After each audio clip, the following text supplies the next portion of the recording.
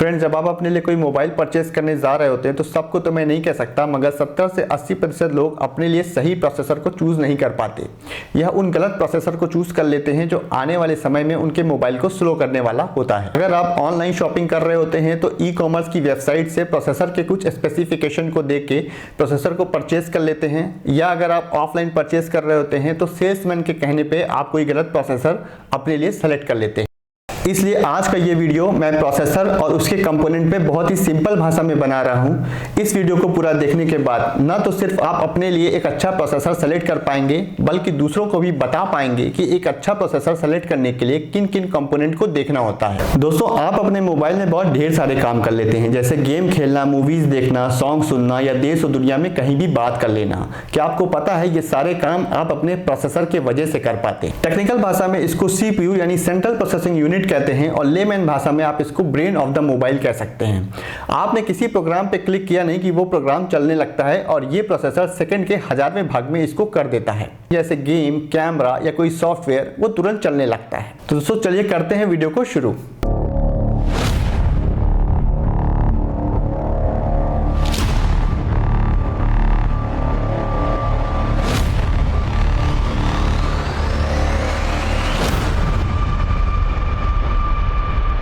दोस्तों, next time जब भी आप कोई मोबाइल परचेस करने जाएं तो मोबाइल के प्रोसेसर को लेकर के आपको इन 6 बातों का विशेष तौर से ध्यान रखना चाहिए। पहला, कोर्स ऑफ प्रोसेसर, दूसरा क्लॉक स्पीड, तीसरा कैचे मेमोरी, चौथा नैनोमीटर, पांचवा GPU जिसे आप ग्राफिक्स प्रोसेसिंग यूनिट भी कहते हैं, जो आपके गेम और डिस्प्ले को सपोर्ट करता है, छठवां ट्रांसीवर जिसको आप सिंपल भाषा में कनेक्टिविटी भी कह सकते हैं। ये डिसाइड करता है कि आपका मोबाइल 4G है या 5G या 3G। दोस्तों, प्रोसेसर के कोर के हिसाब से देखें तो मार्केट में अभी 5 प्रकार के प्रोसेसर अवेलेबल हैं।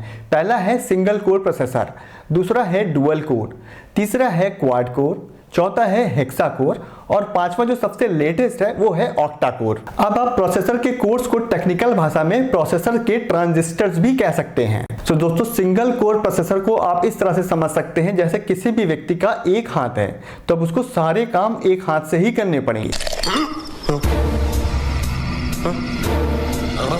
कहने का मतलब उसको रूटीनली काम एक हाथ से करने पड़ेंगे तो वो ऑब्वियसली स्लो हो जाएगा। इसी प्रकार डुअल कोर प्रोसेसर में ट्रांजिस्टर की संख्या ज्यादा होती है तो वो सिंगल कोर प्रोसेसर से ज्यादा अच्छा काम कर पाएगा। Similarly quad core, hexa core और सबसे लेटेस्ट ऑक्टा कोर प्रोसेसर की स्पीड सबसे तेज होगी। इसलिए मोबाइल परचेस करते समय आपको मोबाइल के प्रोसेसर को ऑक्टा कोर प्रोसेसर ही सेलेक्ट करना है। दोस्तों, किसी भी मोबाइल के प्रोसेसर को सेलेक्ट करते समय जो दूसरी सबसे ज्यादा इंपॉर्टेंट चीज है वो प्रोसेसर की क्लॉक स्पीड है।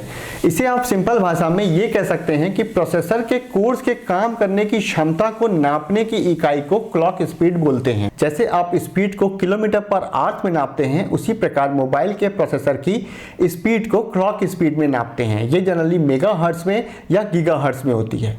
आपकी जानकारी के लिए बता दूं, 1 गीगाहर्ट्ज में 1000 मेगाहर्ट्ज होते हैं। किसी भी प्रोसेसर की क्लॉक स्पीड गीगाहर्ट्ज में 3.2 लिखी होगी तो मेगाहर्ट्ज में 3200 लिखी होगी, और ये दोनों ही सेम है। ध्यान देने वाली बात बस यही है कि जितने ज्यादा मोबाइल्स में कोर्स होंगे उतनी ज्यादा मोबाइल की क्लॉक स्पीड होगी, और जितनी ज्यादा मोबाइल की क्लॉक स्पीड होगी आपका मोबाइल उतना ही फास्ट होगा। दोस्तों, किसी भी मोबाइल को परचेस करते समय मोबाइल के प्रोसेसर में जो तीसरी सबसे इंपॉर्टेंट चीज आपको देखनी है वो है मोबाइल के प्रोसेसर की कैचे मेमोरी। ये जनरली 2 से 4 भागों में डिवाइड होती है। मोबाइल के बॉक्स के स्पेसिफिकेशन में आपको L1, L2, L3, L4 जैसे लेटर्स देखने को मिलते हैं। ये कैचे मेमोरी को ही डिनोट करते हैं। कैचे मेमोरी को आपके मोबाइल के प्रोसेसर की रैम भी कहते हैं। इसे टेक्निकल भाषा में रैंडम एक्सेस मेमोरी भी कहा जाता है। लेकिन इस बात का आपको ध्यान रखना है कि कैचे मेमोरी आपके मोबाइल की एक्चुअल रैम, जिसे आप 2GB, 6GB, 8GB, 12GB लिखा देखते हैं, ये उससे डिफरेंट होती है। ये आपके मोबाइल के प्रोसेसर की रैम होती है, ना कि आपके मोबाइल की रैम। जब किसी भी प्रोसेसर की कैचे मेमोरी 2 MB से 6 MB के बीच में होती है तो वो प्रोसेसर जनरली अच्छा माना जाता है। अगर आप एंड्रॉयड के फास्टेस्ट प्रोसेसर की बात करें तो आपको एंड्रॉयड में स्नैपड्रैगन 8 जनरेशन वर्जन 2 में L2 1 MB और L3 6 MB की कैचे मेमोरी मिलती है, जो एंड्रॉयड के वर्ल्ड में इसको फास्टेस्ट प्रोसेसर बनाती है। अगर आप iOS यानी एप्पल डिवाइस की बात करें तो उसमें आपको A16 बायोनिक प्रोसेसर मिल जाता है, जिसकी L1 मेमोरी 256 KB होती है और L2 मेमोरी 24 MB तक होती है, जो इसे वर्ल्ड का फास्टेस्ट प्रोसेसर बनाती है। मतलब साफ है, जितनी ज्यादा आपके प्रोसेसर की कैचे मेमोरी होगी उतनी ज्यादा आपके प्रोसेसर की स्पीड होगी। दोस्तों, किसी भी मोबाइल को परचेज करते समय मोबाइल के प्रोसेसर में जो चौथी इंपॉर्टेंट चीज होती है वो होती है नैनोमीटर। टेक्निकल भाषा में नैनोमीटर प्रोसेसर्स के ट्रांजिस्टर्स को नापने की इकाई होती है। मतलब कि प्रोसेसर्स के ट्रांजिस्टर्स कितने बड़े हैं उसको आप नैनोमीटर्स में नाप सकते हैं। बार मोबाइल के स्पेसिफिकेशंस में आपने प्रोसेसर्स को नैनोमीटर में लिखा देखा होगा, 7 नैनोमीटर्स, 6 नैनोमीटर्स, 5 नैनोमीटर्स, 4 नैनोमीटर्स। बहुत ज्यादा टेक्निकल ना होते हुए आपको सिर्फ इस बात का ध्यान रखना है कि आपके मोबाइल की प्रोसेसर की नैनोमीटर की संख्या जितनी कम होगी, आपके मोबाइल का प्रोसेसर की स्पीड उतनी ही तेज होगी और उसका बैटरी कंजम्पशन उतना ही कम होगा। मतलब आपको बैटरी लाइफ ज्यादा मिलेगी और आपको प्रोसेसर की स्पीड भी ज्यादा मिलेगी और आपका मोबाइल हीट भी कम करेगा। दोस्तों, मोबाइल के प्रोसेसर में पांचवी जो सबसे इंपॉर्टेंट चीज आपको देखनी है वो है जीपीयू। टेक्निकल भाषा में जीपीयू को ग्राफिक्स परफॉर्मेंस यूनिट कहते हैं। वैसे तो आजकल ऑलमोस्ट सारे मोबाइल में प्रोसेसर के साथ कोई ना कोई जीपीयू लगा होता है। जीपीयू का मेन काम आपके डिस्प्ले और ग्राफिक्स परफॉर्मेंस को इंक्रीज करना होता है। जीपीयू एक बड़ा टॉपिक है, इसके लिए मैं एक सेपरेट वीडियो बनाऊंगा। मोबाइल को परचेज करते वक्त आपको बस इतना देखना है कि आपके मोबाइल के प्रोसेसर के साथ एक इंटीग्रेटेड जीपीयू है या नहीं। दोस्तों, आपके मोबाइल के प्रोसेसर की छठवीं सबसे इंपॉर्टेंट कंपोनेंट है रेडियो ट्रांसीवर। रेडियो ट्रांसीवर और कुछ नहीं, आपके नेटवर्क कनेक्टिविटी को डिसाइड करता है। किसी भी मोबाइल के प्रोसेसर में अगर रेडियो ट्रांसीवर ना हो तो आप उस मोबाइल से बात ही नहीं कर सकते। जब भी आप कोई मोबाइल परचेज करते हैं तो आपके दिमाग में एक पर्पस होता है कि आपका मोबाइल 2G होना चाहिए, 4G होना चाहिए या 5G होना चाहिए।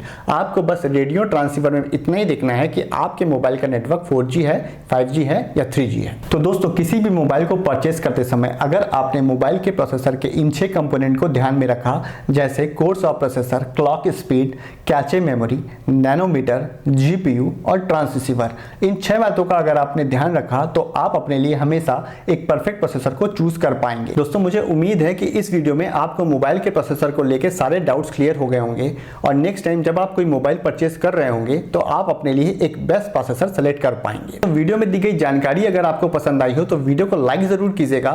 कमेंट बॉक्स में अपने ओपिनियंस दीजिएगा कि प्रोसेसर को लेकर आपके क्या ओपिनियंस हैं। चैनल को सब्सक्राइब जरूर कीजिएगा और बेल के आइकॉन को हिट कर लीजिएगा। ये बिल्कुल फ्री है। जब आप चैनल को सब्सक्राइब करते हैं तो आप क्रिएटर को सपोर्ट करते हैं। आज की वीडियो में बस इतना ही। मिलते हैं फिर किसी नेक्स्ट वीडियो में, तब तक के लिए बाय बाय फॉर नाउ।